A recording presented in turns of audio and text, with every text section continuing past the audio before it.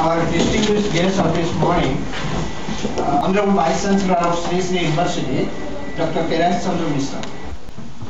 You will be happy. My agribusiness said no less a person than M.S. Swaminathan. He was the father of Green Revolution in India, like Norman is the father of Green Revolution of the world. Have you heard of Norman? Yes.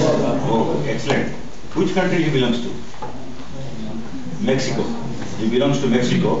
In 1943 he started Green Revolution, and Punjab was of course taken as the party, and our Ford Foundation, they gave us a lot of assistance, and maybe this university might have been a beneficiary of that also. Of course Rockefeller Foundation also a little bit. Then a group of people like Jima Sahab, Sardar.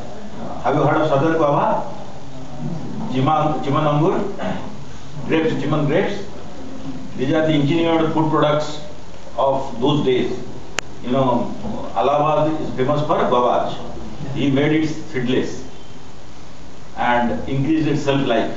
And Chiman grapes, Tasagni's shelf life, you know, grape shelf life. How much is grape shelf life? But he made a grape shelf life almost 2 months, 3 months.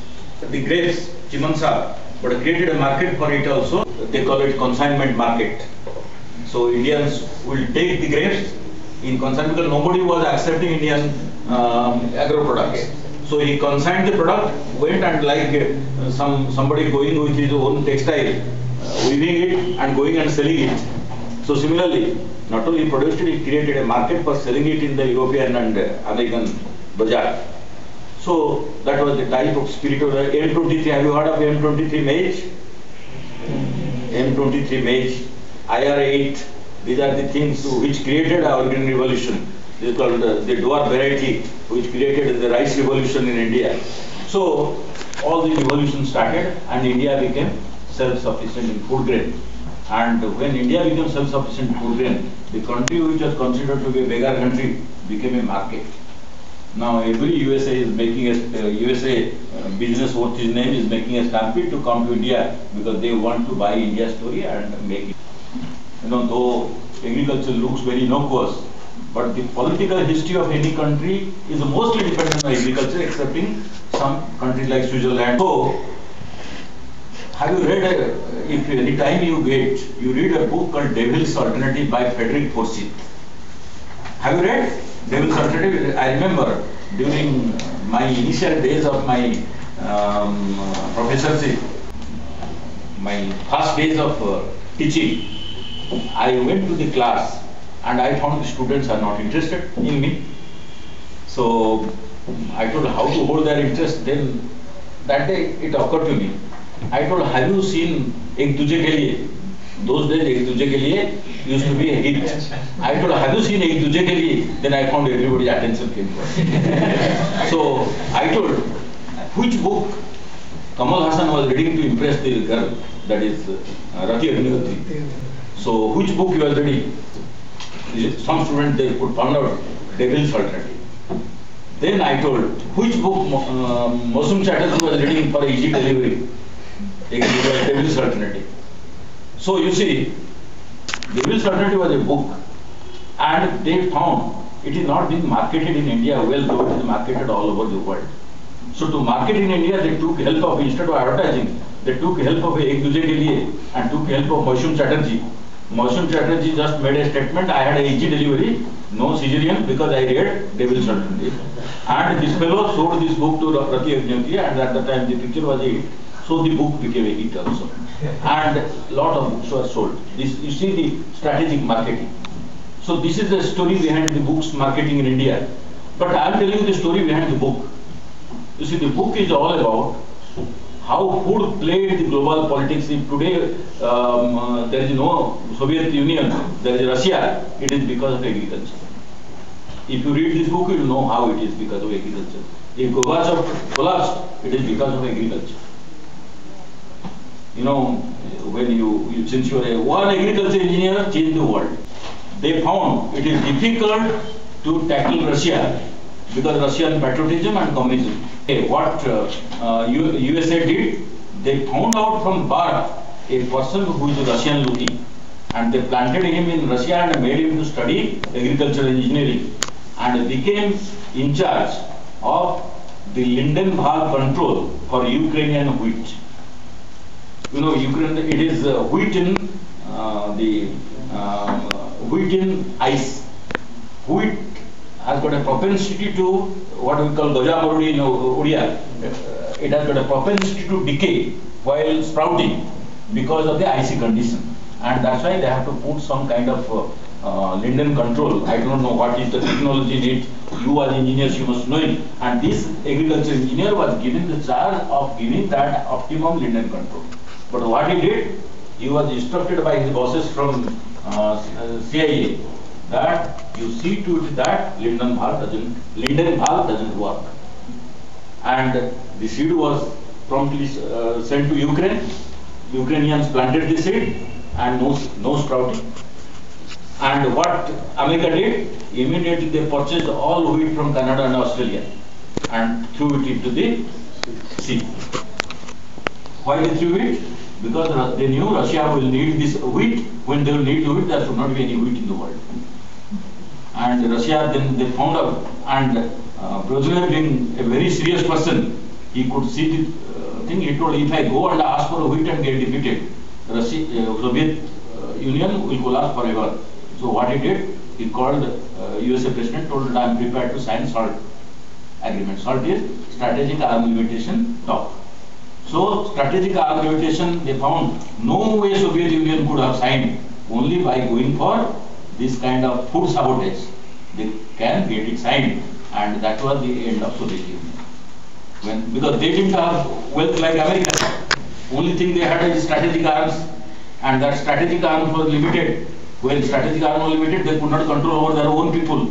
Soviet Union broke first Estonia, Latvia, etc. They broke, and then Albania, etc. They broke, and Soviet Union was broken into pieces, and Gorbachev's glasnost and perestroika, they went into air. We have Russia, and the world had the Cold War era ended, and there is a unipolar world.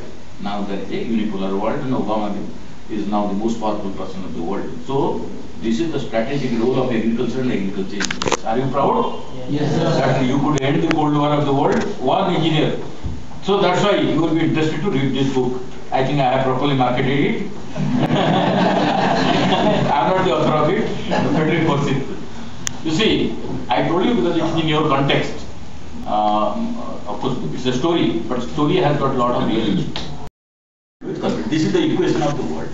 So, your engineering degree will not earn you money. If you think that because you are engineer you will earn money. I had a story from Lal Bahadur Shastri's son, Anil Shastri ji. All the toppers of the class, they usually join St. Stephen, and they take physics honors, chemistry honors like that, and they sit in the front row. And all those who are lower down in the honors, they take usually better ones, like economics honors, they sit in the second row. And all those who lose out on that, they take history honors, English honors, they sit in the third row. And all those whose parents give them proper training and they don't do well, they take pass and sit at the last bench in the. What happens then? All these beautiful physics honors and chemistry honors, all of them become engineers. Very good degrees, they become engineers, get good employment. And all those who are history honors and political science honors, they become IAS officers. And they control those engineers. And all those sit behind them, politicians. they become politicians. And they control the IAS. Could you follow? So that's why, don't think that life's march is owned by your degree. Life's march is owned by how you market yourself, how you position yourself in the root and in the branches. Is degree futile? Degree is the base, and have you jump over that degree? That is the pedestal. Does pedestal make you number one or number two or number three? What makes you number one, number two? Your spirit. You have to have a relooker. If you go on thinking that my engineering degree is over, I should get a job. You will get a job. There are plenty of jobs. I'll come to that number. India is now producing 235 million tons of food grains. It's great. In 1947, we used to produce hardly 65 metric tons of food grains. Now 235 metric tons of food grains. And 204 metric tons of food grain is all that makes us abundant. All Indians need to eat. Rest we can waste, like Sir was telling, we can waste very well because that is surplus. Either we sell outside or we waste. Fortunately, we are selling something outside now in the way of basmatis or in the way of mangoes or in the way of grapes or agro products. We are selling outside. So now India is good. But should we be happy? I'll give you again some numbers. India used to have 45% of its GDP from agriculture. Now 16% of the GDP is from agriculture. Has agriculture come down? We say of 235 million tons. Agriculture has not come down. What has come down? Proportion of agriculture in the overall India's income. The pie has increased.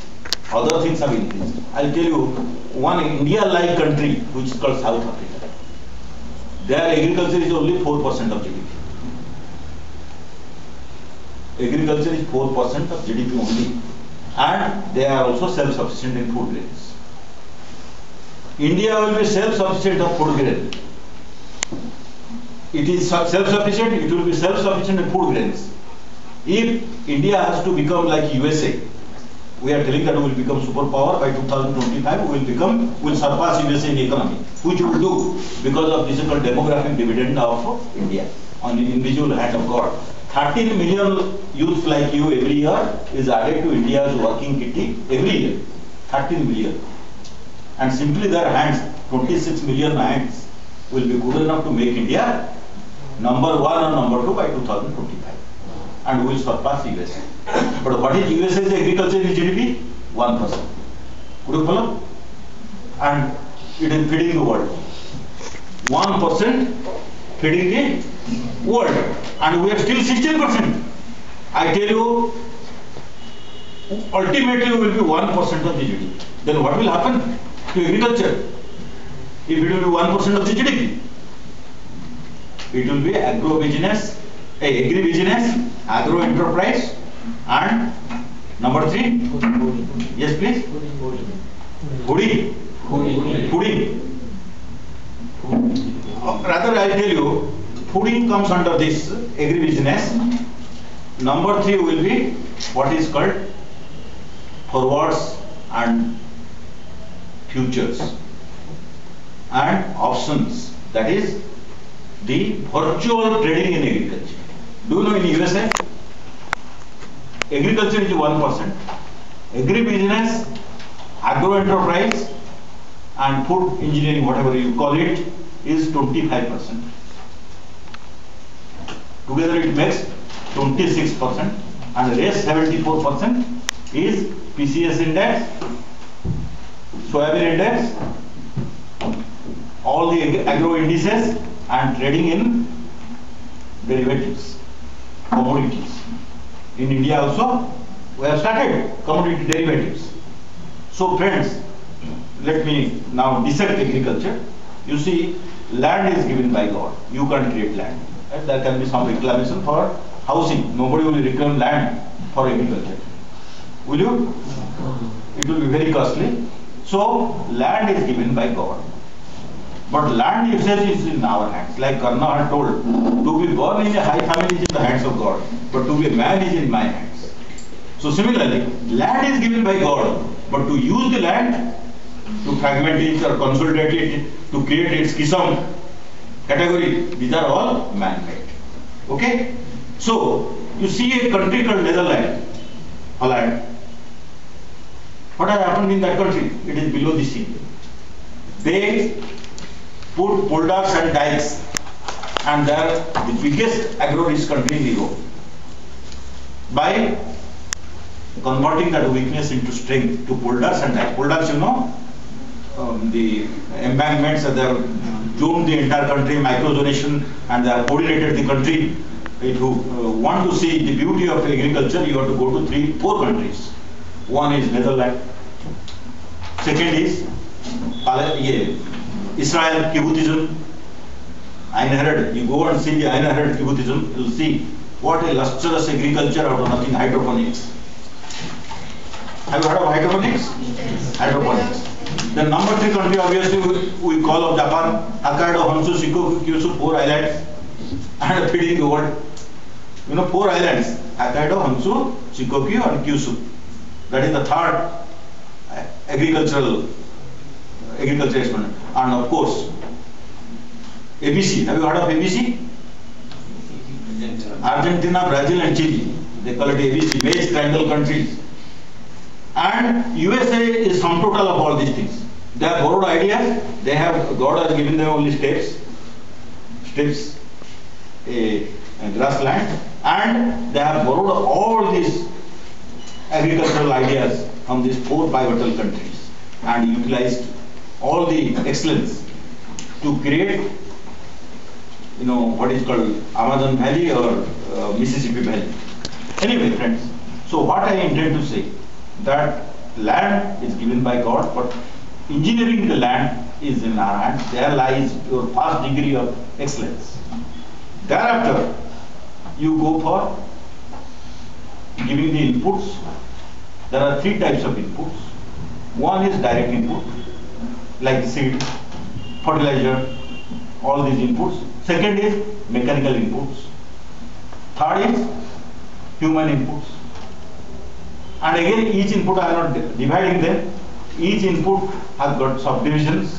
For example, human input has got a liver, human input has got a brain also, human input has got a heart also.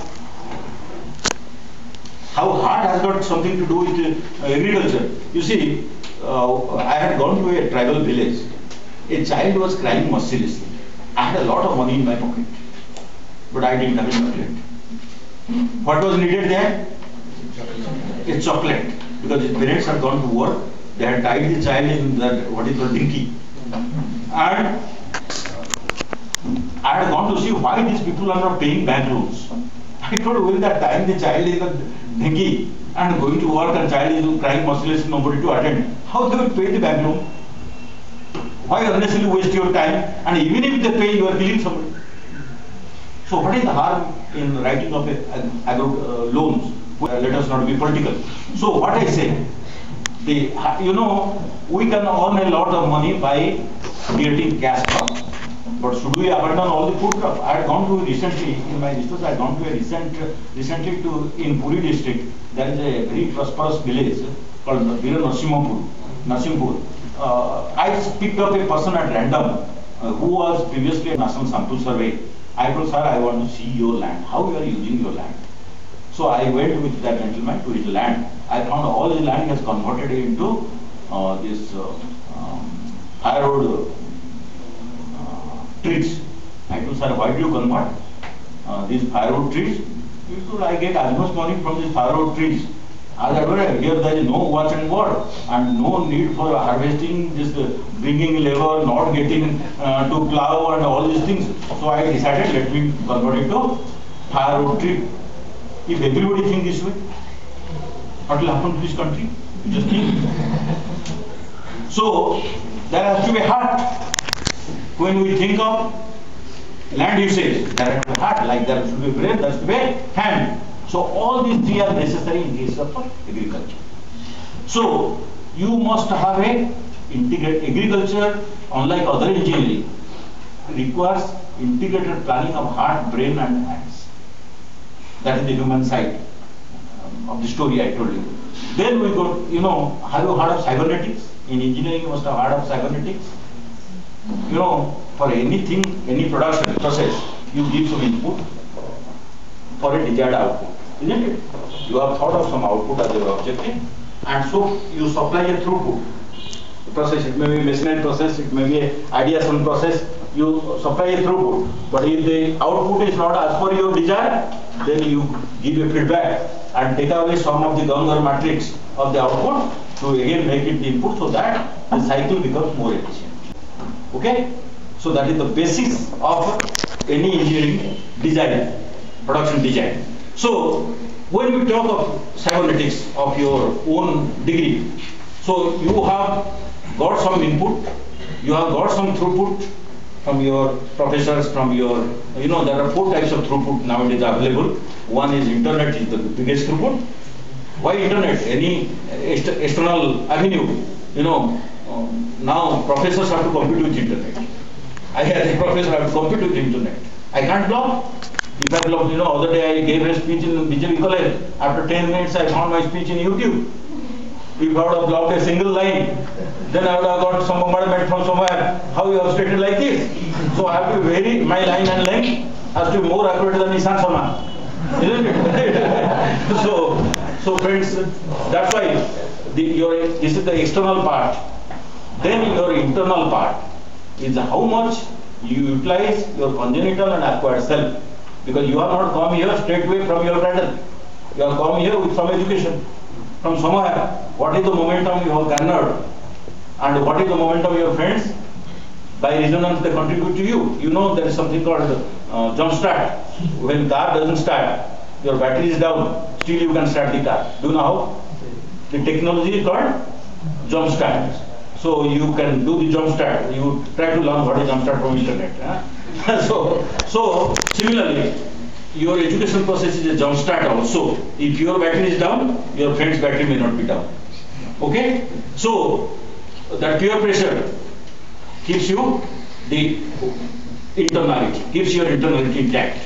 Then third stage becomes, we develop some kind of self-esteem, and we say, what I talk should be accepted with prestige.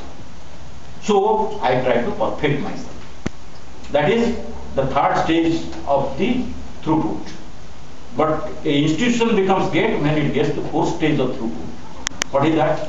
You don't know, like my friend from IIT.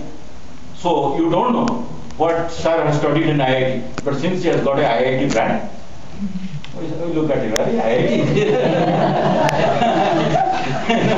That is called intellectual property. The environment becomes so redolent with knowledge that even if your head doesn't work, your aura works. Could you follow? Yes. So you should not say that you are 45-year-old. You should say what is the aura you have developed. These are the four combinations of throughput. And you should not think that Khan Sahib will come and give you this throughput. He is one of the facilitators. It is a sum total of your past, which in our Hindu mythology, Hindu scripture, we call it a prarabdha. What you are today is sum total of your past. So, I go and ask Rudananda or Prasanta what they have contributed to this institution. So, that is the throughput, and you have to create a throughput movement. And throughput, like if you would have read matrix, there will be a determinant which will modulate your the elements, and even if your elements are small, because of the large determinant, you become very big by the multiplier. So, before you wake up in the morning, you are marketed. You have to create this ecosystem. And last is, this ecosystem will be evanescent, will evaporate if you are not proper output. So our throughput can contribute, but we have to give proper output. If you don't give proper output, there is the cybernetic available. Then you can upgrade yourself, whatever is your gap, or you can come for continuous learning. And one of the process available is agribusiness.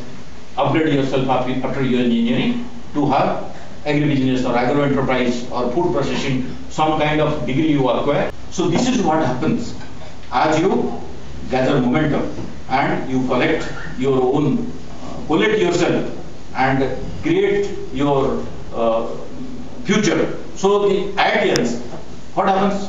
They study, they become toppers in their colleges, join IIT, then join IIM, then join Hindustan Liver. To do what? To sell toothpaste. And what is the output? Money. But there can be also somebody who does this thing and creates a company called Educom. I am talking of Santanu, one of my friend, Santanu, who is one of our trustees. So Santanu comes and creates the biggest educational enterprise of India. You know? Educom, you must have heard of Educom. Yes. He is from Ahmedabad. He creates the biggest educational enterprise of India. So another of my student from Lal Bahadur Shastri, a student, his name is Bajpayee. So he passes out, he gets lot of jobs, but he goes and he creates a simple company called Magnum Solution. And this year you could have seen the TV, he got the best cyber entrepreneur award.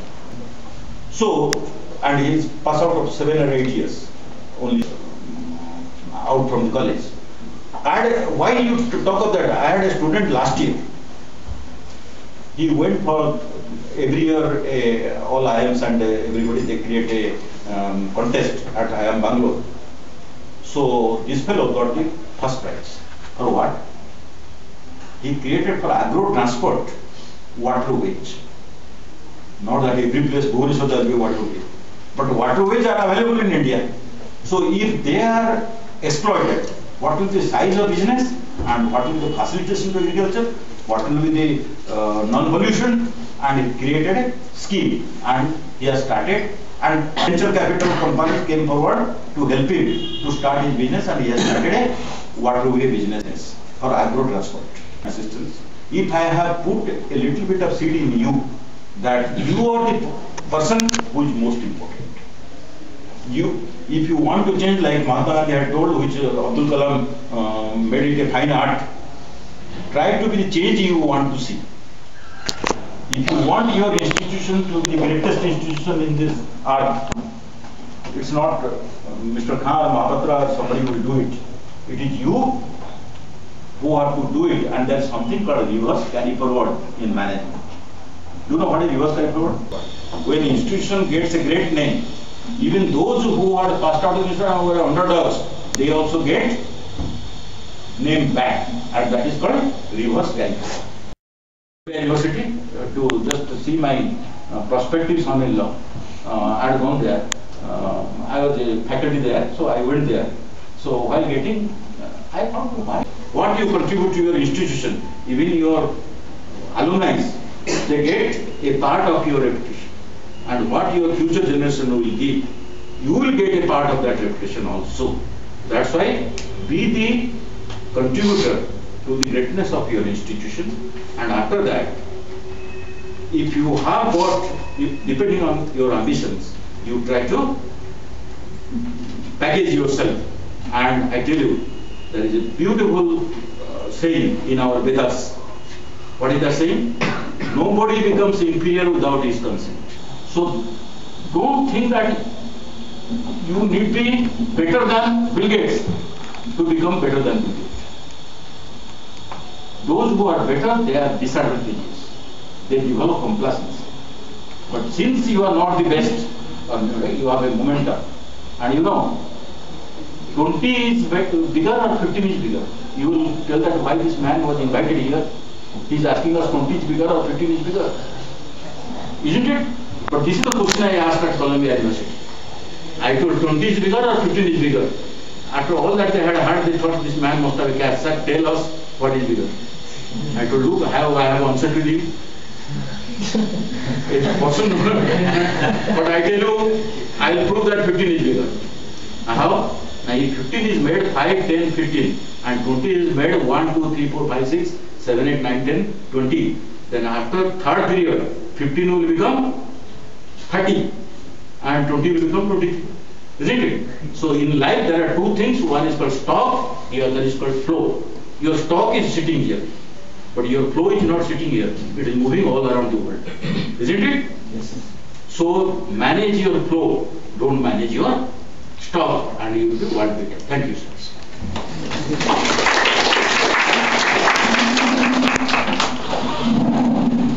Thank you, sir, for igniting the mind of our professor students by your forceful speech.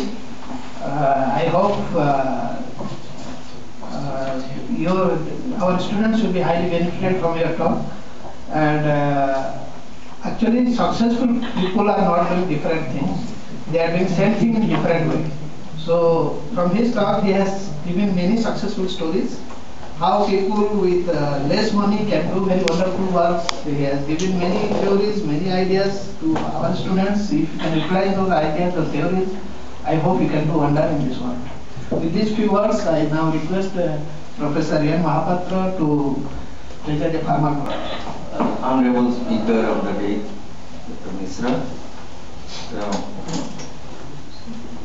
I have not attended any, we have conducted many this type of seminars, student seminars, but this is really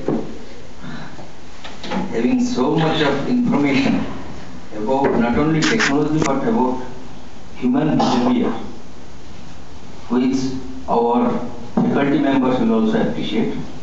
So, on behalf of the students and on behalf of our college, I am privileged to extend a hearty vote of thanks to you, sir. And I hope these many informations which I want to show to the students, these are the things that I have taken a note which I never knew. So, education or extension of knowledge, as Dr. Misra has so nicely explained to us, has no end. It's you who can develop yourself. Probably that is the best thing you can take a note of it. I am very much thankful to you, sir, and I extend my hearty thanks to our Dean, Dr. Khan, who has organized this so nicely, and all the faculty members, and mainly the student friends, those who have gathered here, might have left their breakfast, many of them, because they had come at 8 o'clock for the class.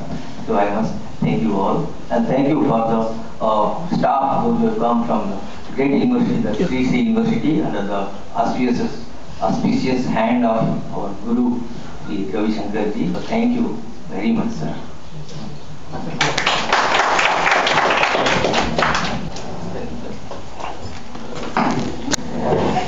So I would like to ask a very simple question to our esteemed guest. That one of my friends messaged me that to be born as a poor is not our mistake, but to die as a poor is our mistake. So do you agree with it? Yes. Give the answer in one syllable, certainly. Yes, sir. Then next is, so India is self-sufficient in food. So it is producing more than 235 million tons of every year. Then sir, GDP growth is very much greater than other countries. Still we are dying out of poor. Why? Distributive effect. You see, if Oswal Agro produces food, how does Rama in my village get food? That's why that is what is the thing, the revolution waiting for India. That the consumer must produce. Okay? For consumer to produce, you know, as I told you, land is scarce. And in our country, it is almost hated if somebody is a landless laborer.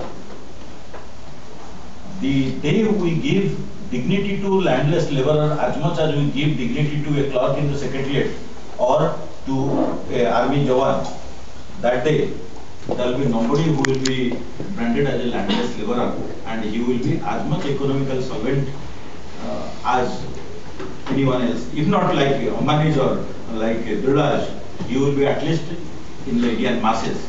And that's why this is what is required, that the consumer must produce. Now what happens?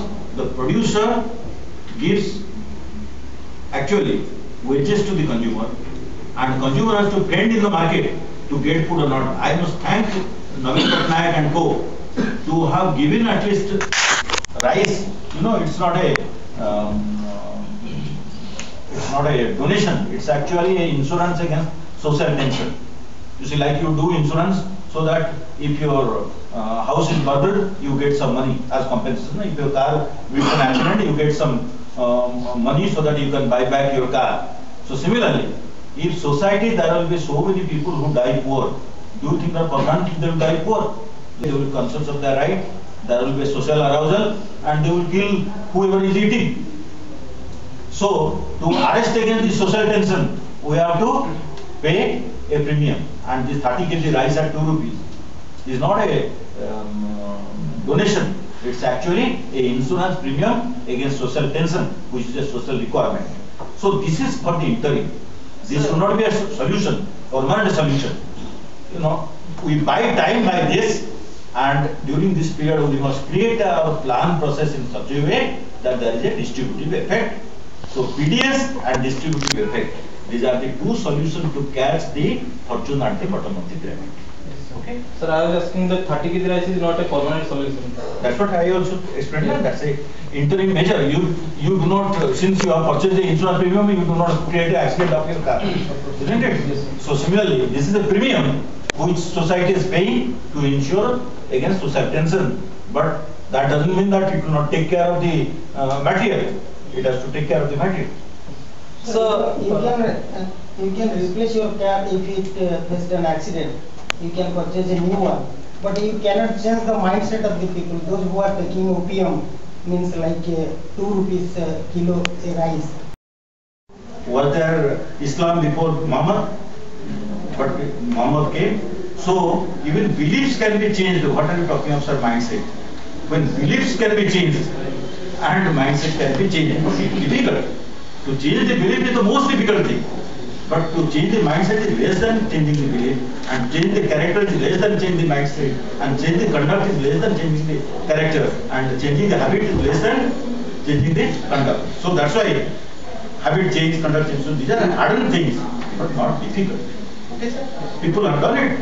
We need a messiah to change the belief. We need a master to change the mindset. So we need a skillful master. There are people who have changed the mindset. Sir, you told about producer, consumer, then ideas and belief. So what do you think? It is the work of a good manager or a good engineer that can change? Oh, very good question. You know, we are branding, as I told you, engineering is a creation of mankind. That these skills are called engineer and these skills are called manager. Gradually there is to tackle a problem, you cannot have I have to put a nail in the wall and I have got only a tasla, that is a saucer. So with saucer, since saucer is the only implement in my hand, I will try to put the nail in the wall. I'll fail and I'll say that saucer didn't work. It is not saucer. I should have got a hammer, not the saucer. Beautiful. Whatever is in our hand, we try to tackle the problem. We will fail. It is not the fault of the implement. It is fault of our choice of the implement. So that's why neither engineering nor management, whatever problem we may need part engineering and part management. We may need more management, less engineering. We may need more engineering, less management. So you package for the problem, not take a degree and close the door. That nail you put in the wall with that degree. So that is what is called degree enhancement. You take the degree for your knowledge and expand the degree to acquire. About 60% of Indian top business houses in the previous generation were not managed by management graduates. They were managed by non-management graduates. They were successful, that's why their sons. So that degree is not helping them to become great managers. The pedigree which they have got, the learning which they have got is helping them to become great. Don't make necessity a virtue. You don't have something, say that I don't want it because this is not needed. Simply because you can't have it, you don't have it. But the day you will have it, you will get it, you will start making it. Without this, nobody should live. I remember my own childhood. I didn't have money because my father never used to give me money. I didn't have a tellin set, whereas my friends had tellin set. So when they asked me that why don't you wear tellin set, because I didn't have money, but I told her tellin set was skin disease karta hai. It's a lot of skin disease, so I never used tellin set. But I got my scholarship. Immediately I purchased 2 tellin sets. So they told, what happened to your skin disease? Hey, what are you talking? Wash and wear. No ironing necessary. So, at that time I was in a position in my class to influence them, so they didn't question me much. But when later on I started analyzing, and what I am doing in my life, I am making necessity a virtue, simply because some people are following me. I am making a fool of them. And I changed my stance, because I try to analyze myself. Many times what happens, we make necessity a virtue, and live with that fool's paradise. So don't live with degree paradise. Take the degree for knowledge, then assimilate things that are required for the problem and solve it. Then you will become the master of the game. Okay?